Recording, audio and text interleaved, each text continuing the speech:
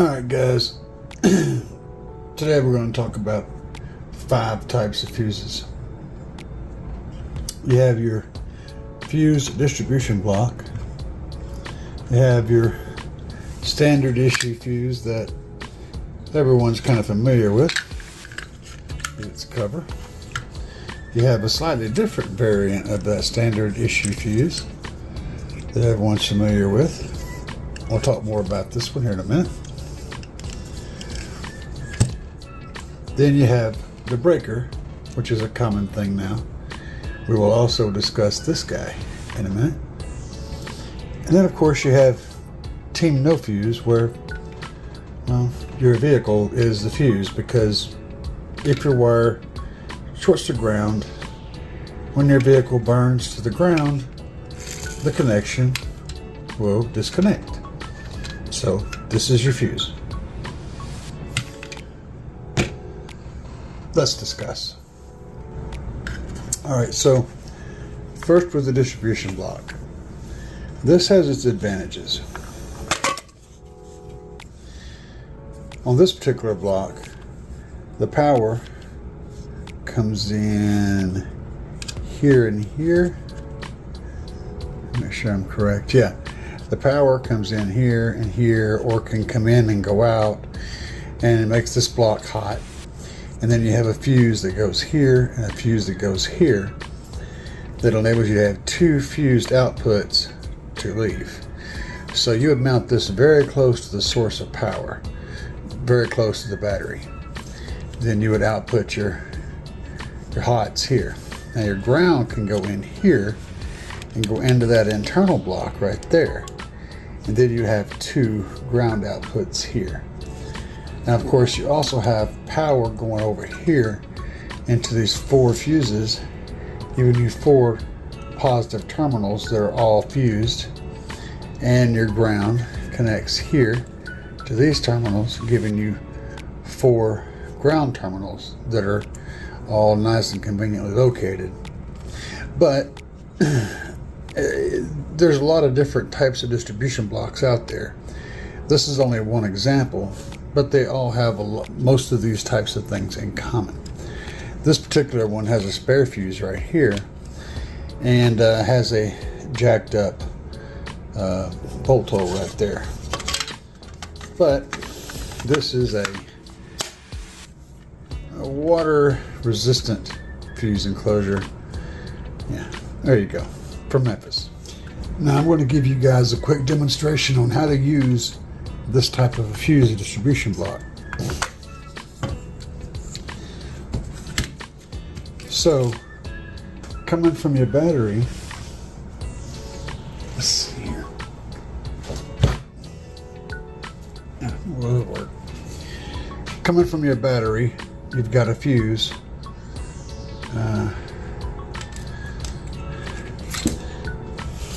You got a fuse like this somewhere close to your battery, and a power wire coming off of this. That power wire runs all through your car and then gets back to here. Okay, if you don't have any other batteries in your car in the back, then this can just connect straight to this block. Well, it connects here actually, one side or the other. And once this is connected here, then you're splitting off to smaller things. Say you've got this little guy here, and you want to run this little small wire to a smaller amplifier. That's where this fuse comes in, because this wire cannot handle as much power as this wire. This wire here is being fused by this. This little guy will burn in 2 a long time before that fuse blows.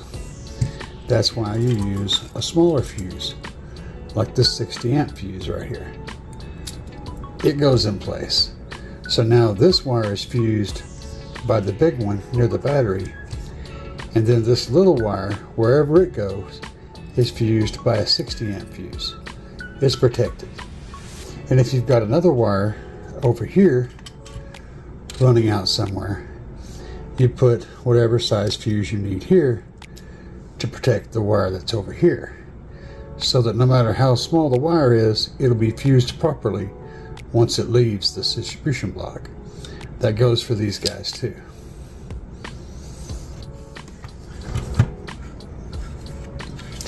Now, you guys have seen plenty of these, but we're going to talk about it. This particular type of fuse holder has some pretty cool features. Normally, there are two little plugs to cover up these bolt heads down here, but they almost always get lost. So if yours doesn't have these, you need to be aware of that. Make sure you're not mounting this on something that can easily connect to ground, or else you'll have problems. But having said that, this type of fuse is fairly simple in that it gives you a simple bolt to connect the fuse to. So your terminal from your cable comes in, connects here, good solid connection, copper on copper.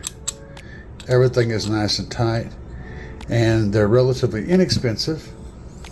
They do the job well. This plastic can be made out of some pretty tough stuff, so it tends to hold up. Overall, they're economical and functional. However, it is to be known that these are actually not intended for being mounted outside of the vehicle. They get used there all the time. I've got one I'm using for that purpose myself. But they were not intended for that purpose. These are made to be mounted in a non-weather environment. Just so y'all know that.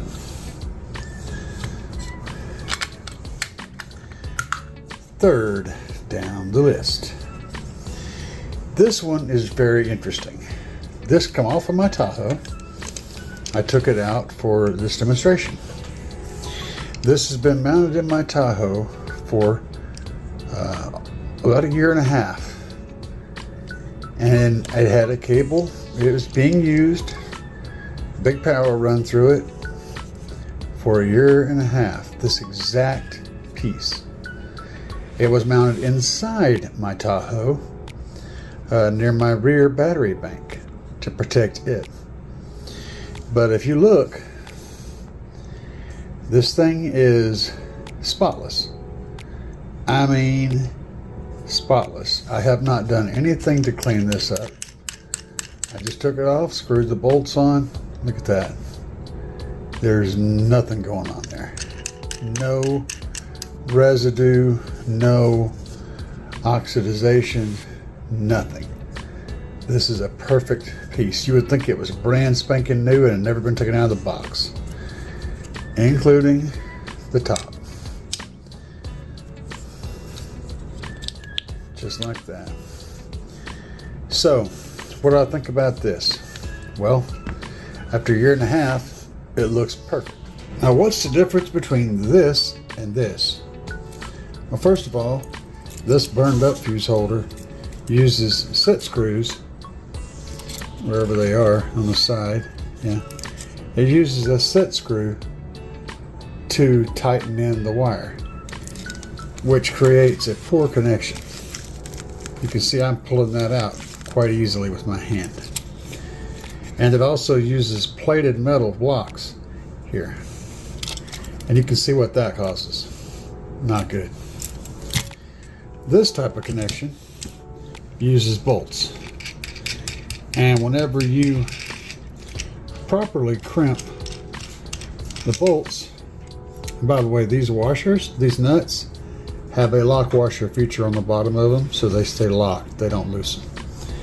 Whenever you properly crimp connections with a good crimper, and you put them on those and tighten those bolts down, they don't get loose. They don't, you know, I could take this outside and string it up in my garage, my carport, and I could hang from that. And I would totally trust this thing to hold my weight. So I know how strong it is. Would you trust this? Yeah. This is why this type of connection is far superior to this or the barrel style that I'll show you in the video. The one that has the screw-on ends. They both use these set screws, and they're worthless in my opinion. And one thing I like about it, normally on the other style fuse, to take the cable loose, you have to take the fuse loose, and vice versa. You have to take the fuse out. See, that's still tight, so I didn't have to take it out. But you have to take you can take the fuse out on this one without disconnecting the cables, and you can disconnect the cables without removing the fuse. I think that's pretty cool. I actually think this is superior design. And I can tell you, I've had 700 amps on it. 600. Well, I had it split between the two of them, so we were looking at, 350 amps or so for about a year and a half. It's brilliant. Now, onto the breaker. This guy works like this. So here's the thing, guys. They work quite well. I've had really good luck with them, and they do a good job at giving you protection as well as the ability to cut a circuit without having to disconnect anything. You just say, hey, there we go, now we don't have any power. You simply connect your power wires on either side of this, and that's closed, that's open, right? Here's the thing I want to tell you about, though. If you do this, the rating that you get on this, you want to rate the fuse or the breaker about 100 amps higher than you would a fuse. So if you're wanting to do a 200 amp fuse, you need a 300 amp breaker. If not, you're going to wind up tripping these. In car audio, you'll wind up tripping these quite a bit. They trip easier than they should. So upgrade the amperage a little higher than normal, about 100 amps over that, and you'll be fine. If you're wanting to do a 250 amp, look for a 300, 400 amp, something like that, and you'll be better off. If you notice it's tripping a lot, step it up a little bit. But their rating is much different than a fuse. Okay, just saying. Be aware of that. Also, don't go cheap on them. Look for a good quality marine grade switch. You'll be happier with it, and you'll end up lasting you. If you don't get a marine grade one, then the internals of the switch, the insides, will end up getting corrosion in them, and once that happens, the breaker may not work as it's supposed to whenever it needs to work. So yeah, that's the thing. Lastly, there's this one, this good old fuse. Well, it's expensive, and it's a one-shot deal. Let's just hope you don't blow up your house when you blow your fuse.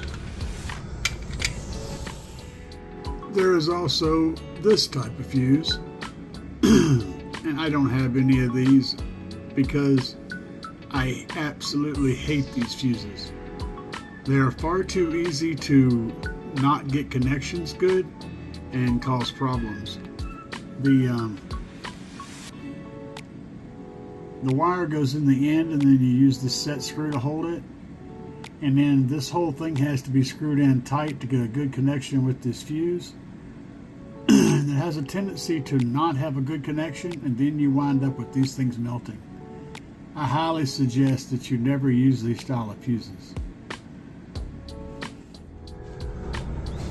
Now, as for types of fuse, this one that I showed you and those other two fuse holders is what they call an ANL fuse. And it usually has the size of the fuse written on here somewhere, but if it doesn't, it's written right here. Although this one's difficult to see, it says 400 amps. So this is a 400 amp fuse. It's a lot of fuse. These little guys here, as you can see, are a lot smaller than the ANL fuse, but they look like the same look. This is called a mini ANL fuse, and it also has it written right here. But these are also color coded. So the mini ANL fuses, I can easily tell you that's a 50 amp fuse based on the color. Or excuse me, a 60 amp fuse. It's the same Blue will always be 60 amps. There you go. The colors will always be the same. Even if the fuse is a solid color and not this clear, green will always be the same amperage as another green. That's kind of cool whenever you've got a box full of these things and you're trying to figure out which one you need. They're all color coded. And then there's that one. They come in all colors. But there's usually a dummy behind the wheel. Of course, there's also the little barrel style fuses from back in the day that were made of glass with metal on each end. And then there's the little blade fuses, and there's about 3 or 4 different sizes of those little blade fuses. That gets really deep. Long conversation. But ultimately, they all serve the same purpose. They're all there to prevent too much power from going through a specific wire. So that if it does, and the wire becomes in danger of melting and shorting and causing a fire, the fuse instead will blow and protect the vehicle that it's in. Just that simple. If you guys found this helpful or informative or entertaining, be sure and hit the subscribe button wherever it is. And check out this other video. It's pretty good. Peace.